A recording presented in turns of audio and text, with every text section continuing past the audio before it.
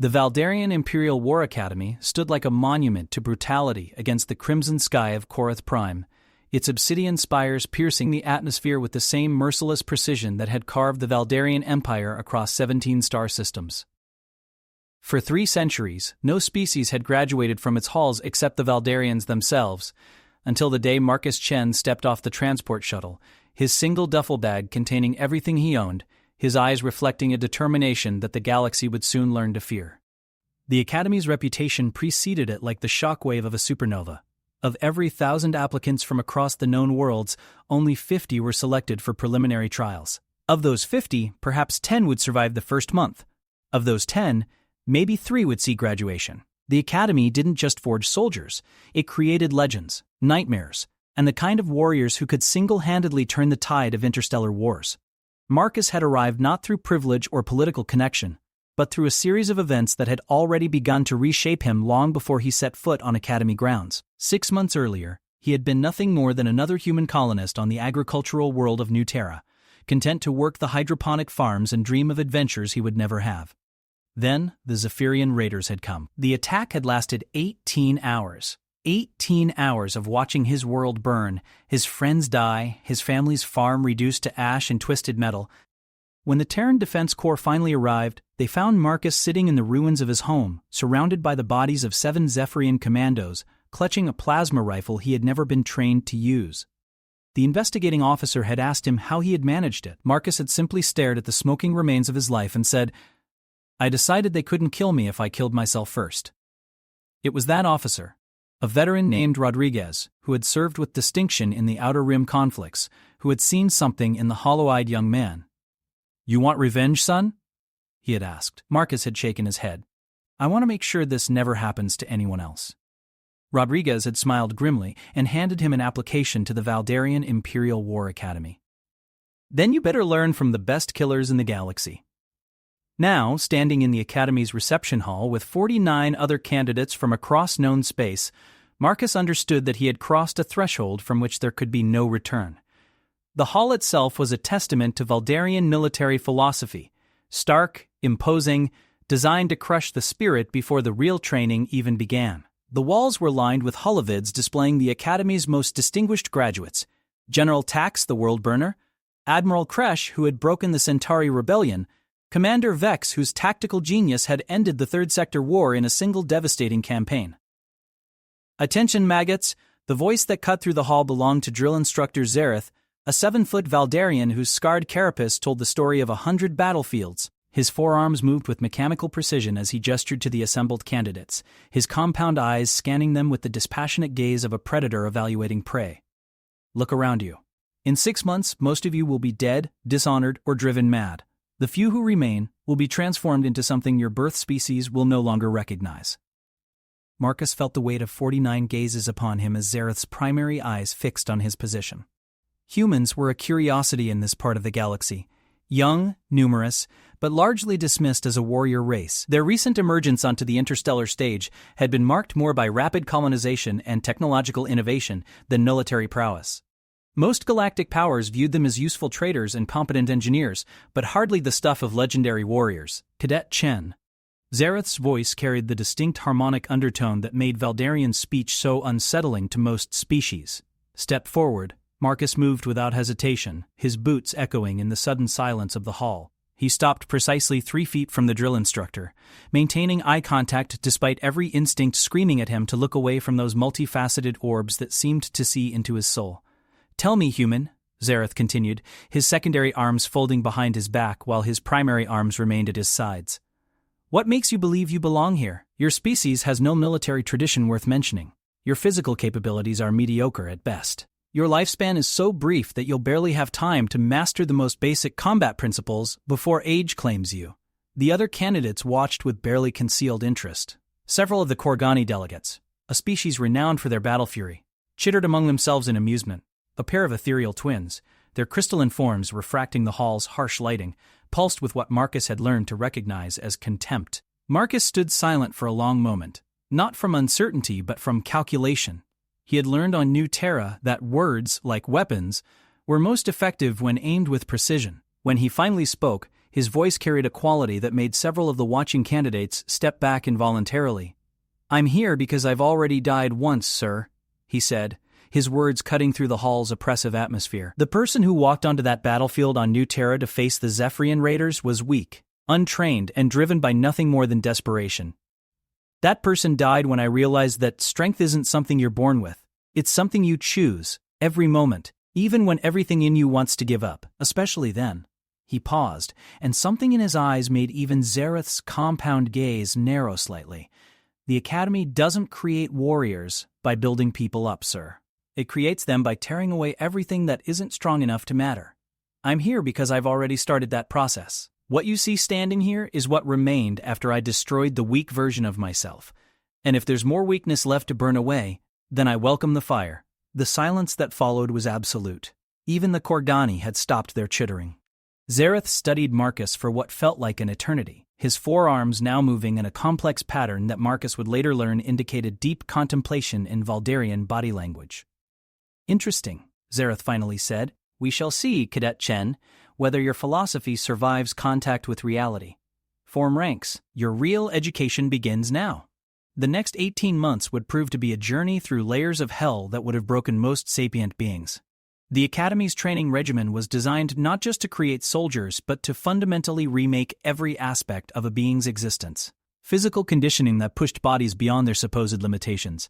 Tactical instruction that forced minds to process battlefield complexity at superhuman speeds. Weapons training that demanded muscle memory precise enough to operate in zero-G hostile atmosphere or under the psychic influence of enemy psionics. But perhaps most brutal of all was the psychological conditioning. The Academy had perfected techniques for identifying and systematically destroying every weakness, every emotional vulnerability, every vestige of the soft civilian mindset that could get a warrior killed in combat.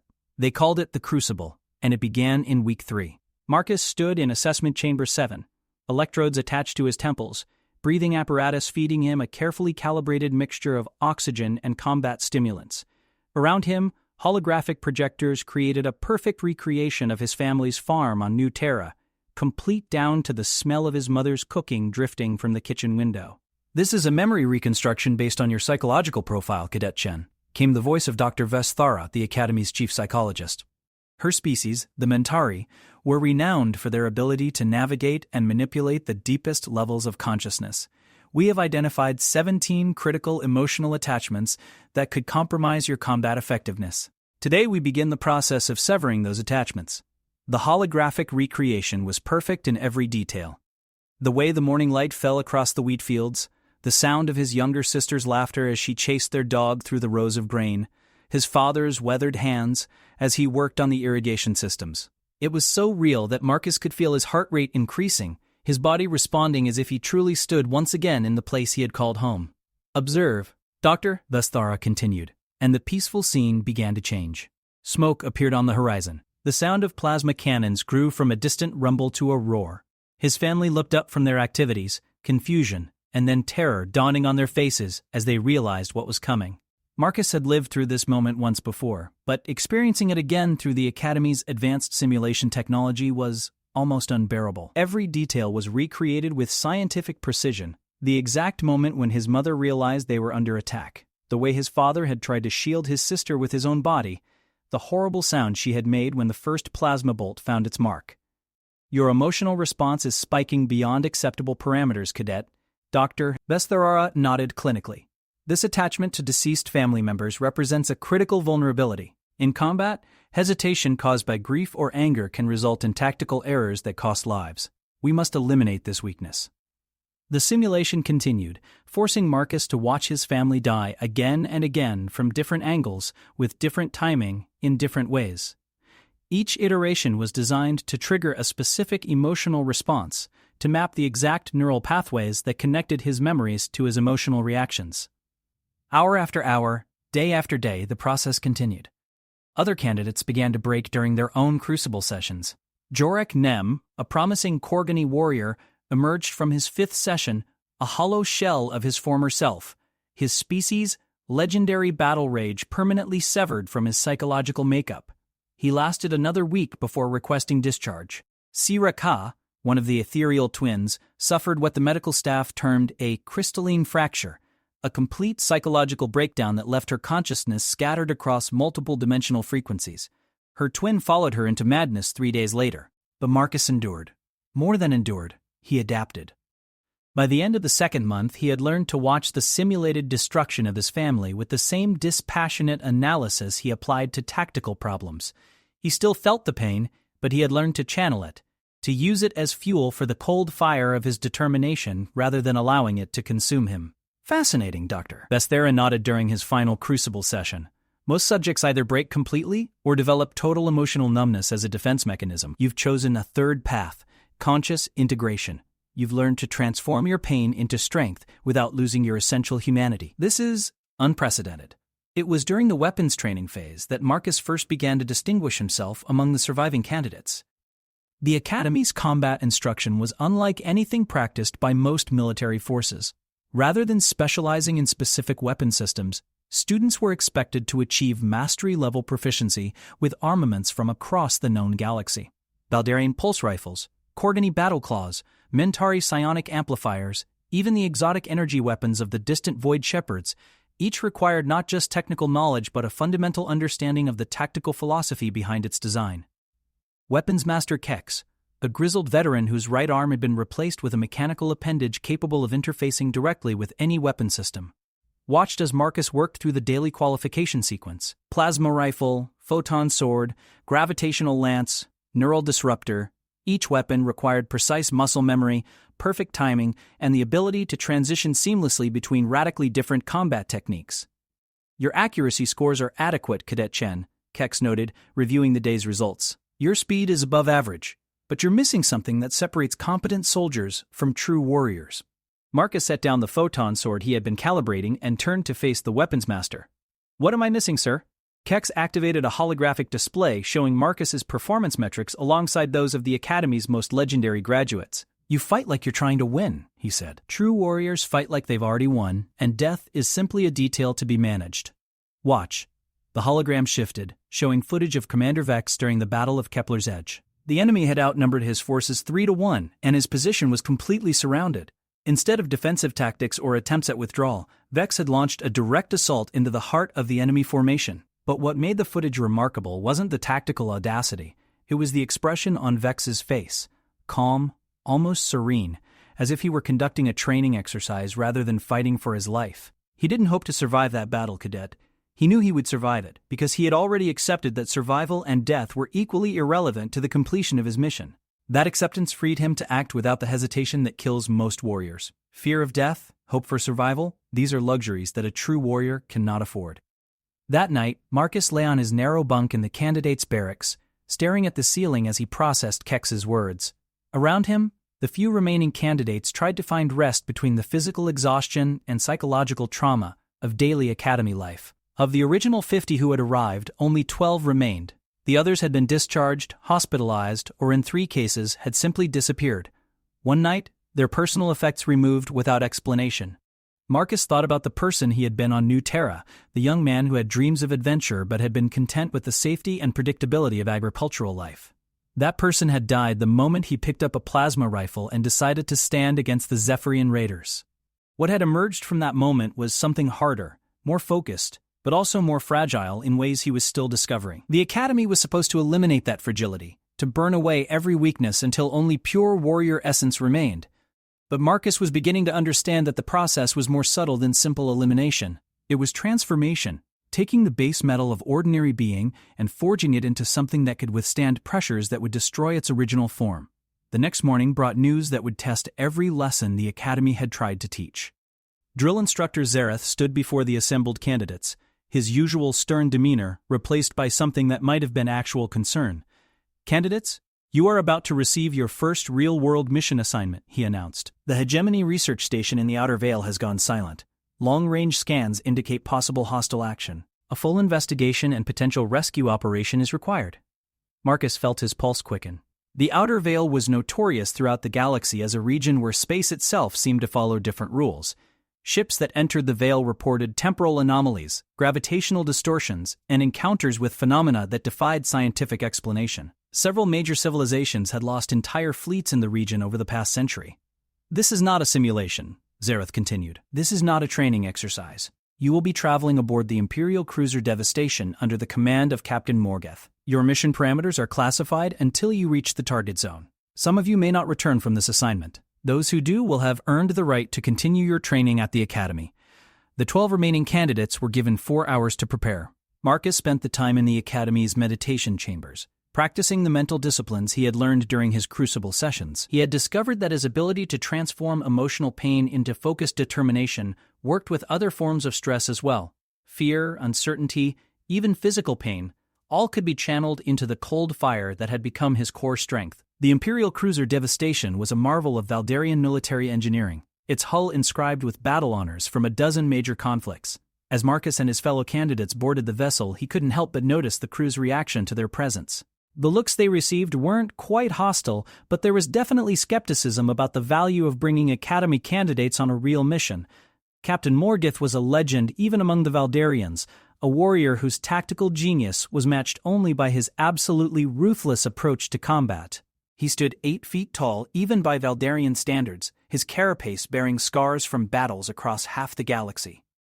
When he addressed the candidates in the ship's briefing room, his voice carried the authority of someone who had commanded in conflicts where entire worlds hung in the balance. Candidates, you are here not because I requested additional personnel, but because the Academy believes you need real combat experience to complete your training. He began, his 4 arms moving in patterns that Marcus had learned indicated barely controlled irritation. The Hegemony Research Station was investigating phenomena in the Deep Veil, the region where normal space begins to break down entirely. 3 days ago, all communication ceased. The holographic display activated, showing the research station's last known position at the very edge of charted space. Beyond it lay the Deep Veil, a region shown on star charts only as a zone of shifting colors and undefined boundaries. Preliminary reconnaissance has detected massive energy signatures consistent with either advanced weapons testing or something else, Morgeth continued. Your mission is simple. Board the station, determine what happened to the research team, secure any valuable data, and report back. The catch is that space-time distortions in the Deep Veil will prevent communication with the ship once you're aboard the station. You'll be on your own until the mission is complete, or you're dead. The next 72 hours of travel to the Outer Veil gave Marcus time to observe his fellow candidates and plan for what they might encounter. The original 50 had been winnowed down to 12, but those 12 represented the absolute elite of their respective species. Vorth Skullcrusher, the sole surviving Korgani, had earned his name during a border skirmish where he had single-handedly held a mountain pass against an entire enemy battalion. His battle rage, unlike poor Jorax, had been refined rather than destroyed by the Academy's training, transformed from mindless fury into cold, calculating violence. Zexti Ka represented the insectoid hive mind collective, her individual consciousness somehow maintaining independence while still accessing the collective knowledge of her species. Her tactical analysis capabilities were beyond anything Marcus had ever encountered, able to process battlefield information at speeds that made her seem almost prescient. Then there was Kane, another human, but one whose background couldn't have been more different from Marcus's agricultural upbringing. Kane came from the Corsair worlds, where survival depended on violence and cunning from early childhood.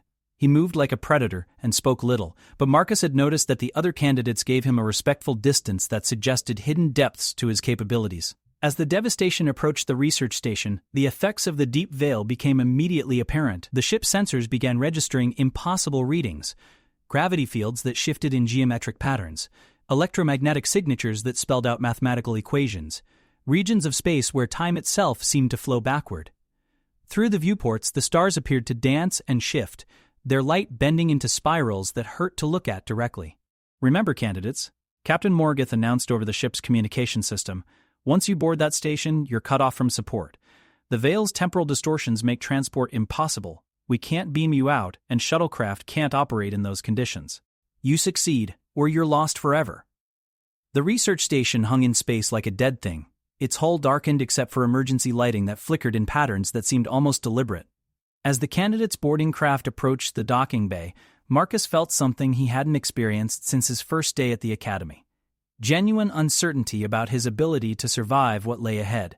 The station's interior was a maze of corridors that seemed to shift when not directly observed. Emergency lighting cast strange shadows that moved independently of any visible source. The air itself felt thick, charged with energies that made Marcus's skin crawl and his vision blur at the edges. "Spread out into 3 teams, Worth commanded, taking charge with the natural authority of his species. "Maintain communication as long as possible. Primary objective is to locate the research team or determine their fate." Marcus found himself paired with Kine and a crystalline being called Shard, one of the few surviving candidates from the mineral-based lithic civilization. Their assignment was to investigate the station's research laboratories, where the scientists had presumably been working before whatever had happened to them. The laboratories were a testament to advanced scientific research pushed to its absolute limits. Equipment that Marcus didn't recognize hummed with barely contained energies, and holographic displays showed data streams that hurt his head when he tried to follow their logic. But what drew his attention immediately was the complete absence of any research personnel. No bodies, no signs of struggle, no indication of where an entire team of scientists might have gone. "Look at this," Kine called from across the laboratory. He was standing before a massive viewing portal that looked out into the deep veil itself. But instead of the dancing stars visible from the ship, the view showed something that made Marcus's mind reel. It was a city, or something that might once have been a city. Structures of impossible geometry floated in the void, connected by bridges of solid light that pulsed with rhythms like a vast heartbeat. And moving among those structures were shapes that Marcus's eyes couldn't quite focus on. Beings or entities that seemed to exist in more dimensions than human perception could process. "The research logs," Shard announced, her crystalline form resonating with harmonics that indicated extreme agitation. "They discovered something. The veil isn't just a region of space-time distortion. It's inhabited by intelligences that exist partially outside normal reality." As if summoned by her words, the laboratory's lighting began to shift and pulse in the same rhythm as the bridges of light visible through the portal. The air grew thicker, and Marcus felt a pressure building inside his skull that threatened to split it open. Around him, equipment began to activate on its own. Displays showing cascading streams of data in languages no known species had ever developed. "We need to get out of here," Kine said, his hand moving instinctively to the plasma rifle slung across his back. But as he spoke, the laboratory door, solid Valdarian military-grade metal, began to dissolve like smoke, leaving them trapped with whatever was happening around them.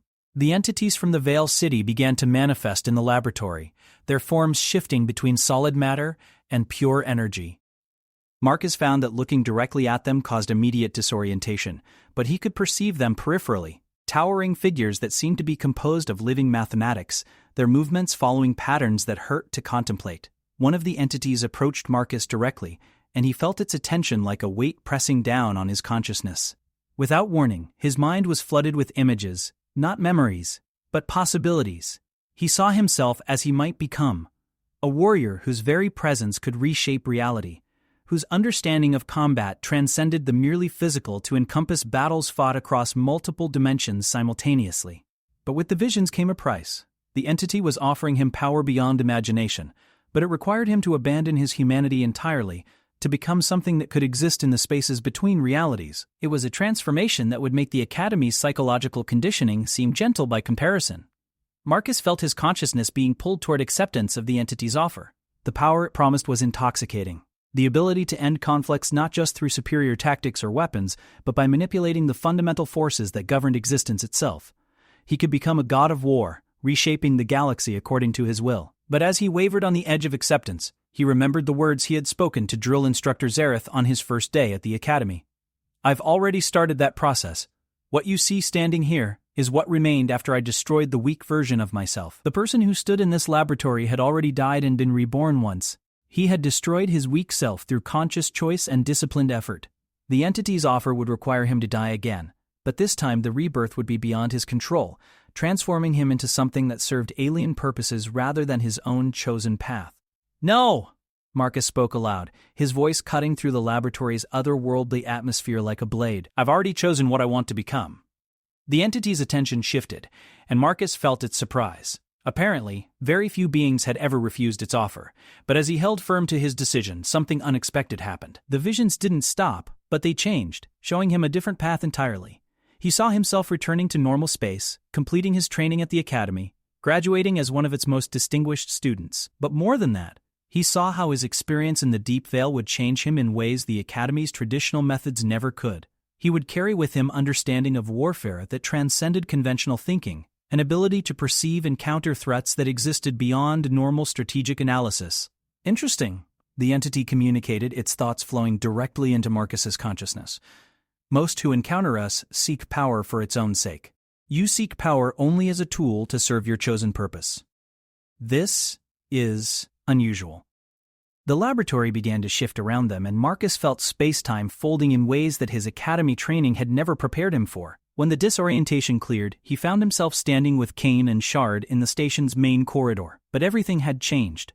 The emergency lighting now pulsed in a regular, almost welcoming rhythm, and the oppressive atmosphere had lifted. The research team, Shard announced, her crystalline form now resonating with harmonics of wonder rather than fear. They're not dead, they've been transformed, integrated into the Veil entity's existence. They're still conducting research, but from a perspective that encompasses multiple dimensional frequencies simultaneously. Through the station's communication system came a voice that Marcus recognized as belonging to Dr. Gossip, Chensara, the hegemony's leading expert on exotic physics. But the voice now carried harmonics that suggested consciousness expanded far beyond its original limitations. To the Academy candidates aboard this station, the voice announced, you have been tested and found adequate. You may return to your ship with the knowledge that the Deep Veil is not a threat to be conquered, but a mystery to be understood. Those among you who survive to graduation may one day return here as full partners in research that will reshape the galaxy's understanding of reality itself. The return journey to the devastation seemed to take only moments, though Marcus knew that time moved strangely in the Deep Veil region. Captain Morgeth received their report with the stoic professionalism Marcus had come to expect from Valdarian military officers, but he noticed that the captain's compound eyes lingered on each of the candidates with what might have been new respect. Your performance during this mission has been noted, Morgeth announced as the ship prepared to return to Academy space. Few beings encounter entities from the Deep Veil and retain their sanity, much less their original sense of purpose. You have proven yourselves worthy of continued training. The final phase of Academy training was unlike anything Marcus had experienced before. Having proven themselves capable of operating independently in extreme circumstances, the surviving candidates were now treated more as junior officers than students. Their instruction focused on advanced strategic thinking, command psychology, and the kind of high-level tactical analysis required to lead major military operations. But perhaps most importantly, they began to understand the true purpose behind the Academy's brutal training methods. The galaxy was vast and filled with threats that conventional military thinking could barely comprehend. The Deep Veil entities were just one example. Throughout explored space, civilizations encountered phenomena that required warriors capable of thinking beyond traditional paradigms. Marcus found himself excelling at strategic analysis in ways that surprised even his instructors. His experience in the Deep Veil had given him an intuitive understanding of how seemingly impossible factors could influence tactical situations. He could perceive patterns and connections that others missed, developing battle plans that accounted for variables most strategists would never consider. Cadet Chen, Weapons Master Kex announced during one of their final combat exercises, approached the command platform. Marcus stepped forward, aware that this was likely his final evaluation before graduation. The exercise had been a complex, multidimensional battle scenario involving hostile forces that utilized technology from across the known galaxy. His tactical solution had been unconventional, to say the least. Explain your reasoning for the Kepler Gambit maneuver, Kex continued. Standard tactical doctrine would classify your approach as borderline suicidal. Marcus activated the holographic display, showing the battle scenario from multiple angles. Standard doctrine assumes that all factors influencing a battle exist within normal space-time parameters, he explained. But having encountered entities from the Deep Veil, I've learned to consider variables that exist outside conventional physics. In this scenario, the enemy's positioning created resonance patterns that could be exploited using gravitational manipulation techniques. He paused, seeing the surprised expressions on his fellow candidates' faces. Even after everything they had been through together, his approach to tactical thinking still caught them off guard. The maneuver looks suicidal because it requires moving our forces into a position where conventional escape is impossible, Marcus continued. But by utilizing the gravitational resonance, we can actually fold space-time around our position, effectively teleporting our entire fleet behind enemy lines, while simultaneously creating a gravity well that destroys their command structure. Weapons Master Kex studied the tactical display for several long moments, his mechanical arm interfacing directly with the Academy's main strategic analysis computer. When the analysis was complete, even his usually stoic demeanor showed signs of genuine amazement. Computer analysis confirms feasibility at 89.7% probability of success, he announced. Cadet Chen, your tactical innovation will be added to the Academy's strategic database. This is the first new fundamental tactical doctrine to be developed by a student in over 50 years. Graduation from the Valdarian Imperial War Academy was a ceremony steeped in 3 centuries of military tradition.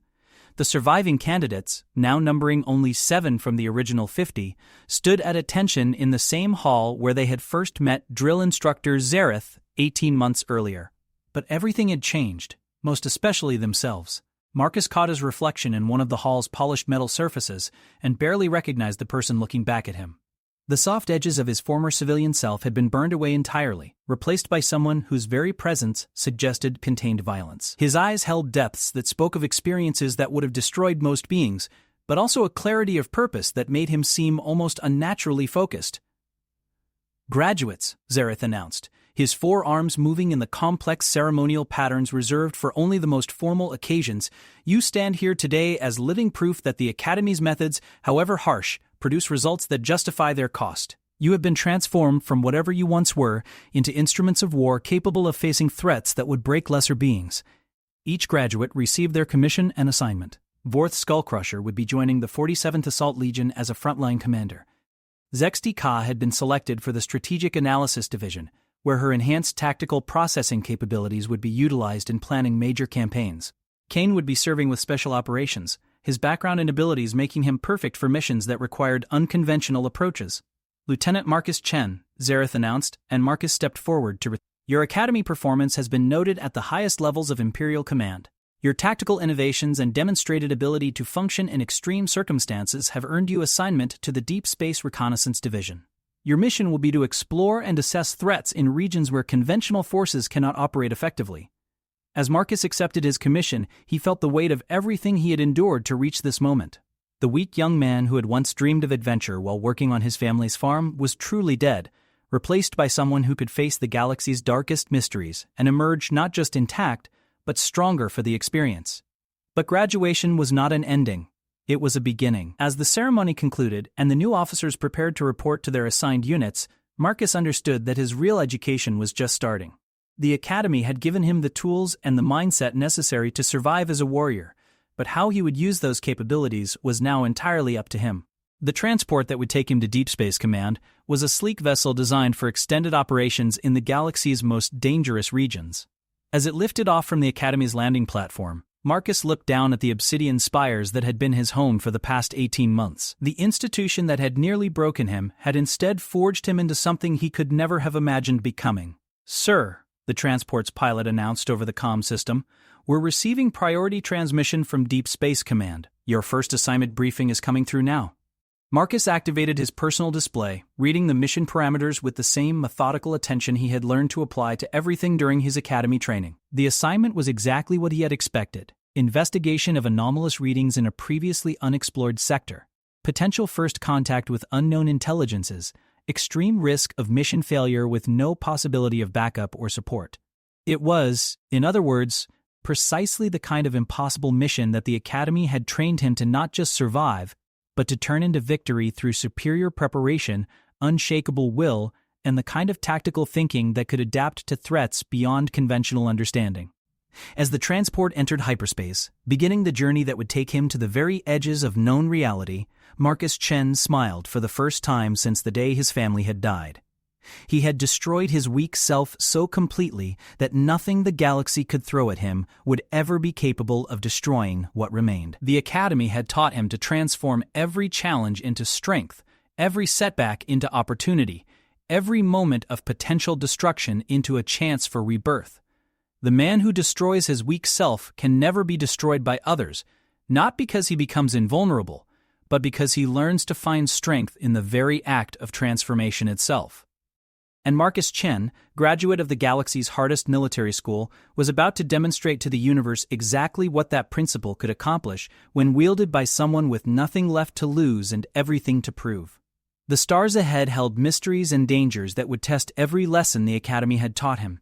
But as the transport carried him toward his destiny, Marcus felt only anticipation. He had already died once and been reborn as something harder and more focused than his original self. Whatever challenges lay ahead would only serve to forge him into something even stronger, and he welcomed them with the cold fire that had become his core identity. Behind him lay the Academy, its brutal training methods having successfully created another legendary warrior.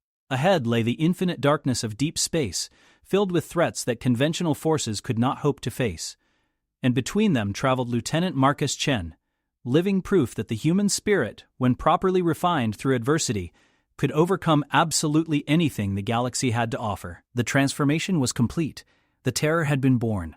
End of document.